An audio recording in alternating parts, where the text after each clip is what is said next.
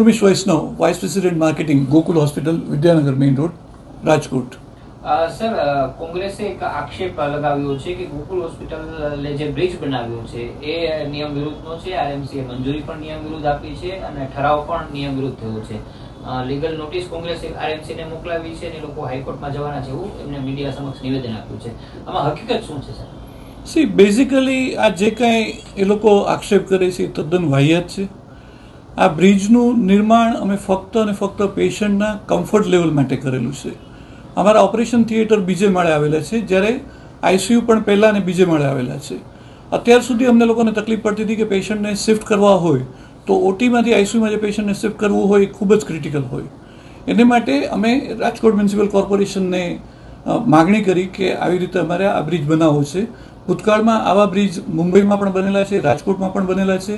એનો હવાલો પણ અમે આપેલો હતો અને રાજકોટ મ્યુનિસિપલ કોર્પોરેશને એ લોકોની ટેકનિકલ ટીમ બનાવી.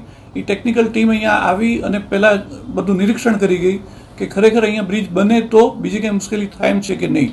તો એ લોકોએ જોયું કે બ્રિજ બને તો એમાં પેશન્ટની સુખાકારી વધે એમ છે અને આમ પબ્લિકને કોઈ તકલીફ પડે એવું નથી. એટલે એ લોકોએ ઇજનેરોને મોકલ્યા, ઇજનેરોએ સર્ટિફિકેટ આપ્યું કે તમે બનાવો. એટલે અમે બ્રિજનું નિર્માણ કર્યું. બ્રિજનું નિર્માણ કરતાં પહેલાં પણ અમે એના ડ્રોઈંગ્સ કોર્પોરેશનમાં એપ્રૂવ કરાવ્યા છે અને રાજકોટ મ્યુનિસિપલ કોર્પોરેશને બોર્ડમાં એ લોકોની મંજૂરી લીધેલી છે. એવું નથી કે એક બે કોર્પોરેટરે કે એક બે અધિકારીએ આની મંજૂરી આપી હોય. જનરલ બોર્ડ આખું મળ્યું હતું ત્યારે સ્પેશિયલ કેસમાં આ દર્દીની સુખાકારી માટે આપણને આ મંજૂરી આપવામાં આવેલી છે. અને બ્રિજ બન્યો પછી પણ એ લોકોના એન્જિનિયરો આવ્યા હતા અને એ લોકોએ ટેકનિકલ ટેસ્ટિંગ કરી અને વેરીફાઈ કર્યું છે કે જે બ્રિજ બન્યો છે એ તકલાદી નથી, એ પરમેનન્ટ છે. સર, આ લોકો આરટીઆઈ કરી છે, તેમનો ઈરાદો શું હોઈ શકે છે જો આટલા વર્ષ પછી આવું કરવાનું? બેઝિકલી એનો ઈરાદો શું છે અમને તો ખ્યાલ નથી, પણ યસ, આ તદ્દન વાહિયાત વાત છે એ ચોક્કસ અમે કહી શકીએ. અને અમે ફક્ત ને ફક્ત ગોકુલ હોસ્પિટલ છેલ્લા 35 વર્ષથી કાર્યરત છે અને અમારે માટે દર્દી દેવો ભવ છે. એટલે દર્દીની સુખાકારી અમારે માટે સૌથી પહેલી છે. જ્યાં સુધી બ્રિજ નહોતો ત્યાં સુધી ચોમાસામાં કે તડકામાં ઓટીમાંથી અમે નીચે લઈ આવીએ, નીચેથી સામે લઈ જઈએ અને પછી ઉપર લઈ જતા હતા. તો એ દર્દીને હાલાકી ખૂબ જ પડતી હતી. સાહેબ, નીતિ નિયમોને નેવે મૂકીને આ બ્રિજ બનાવ્યો એવો આક્ષેપ એ લોકોએ કર્યો. હવે આક્ષેપ તો કોઈ પણ ગમે તે કરી શકે.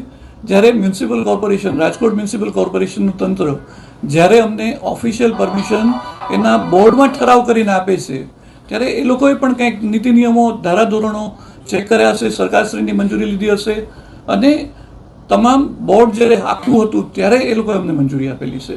એટલે કોઈ પણ કાયદાનો અમે ભંગ કર્યો છે એ વાત તદ્દન ખોટી છે. અમે હંમેશા કાયદાને માન આપેલું છે અને કાયદાને માન આપીએ છીએ.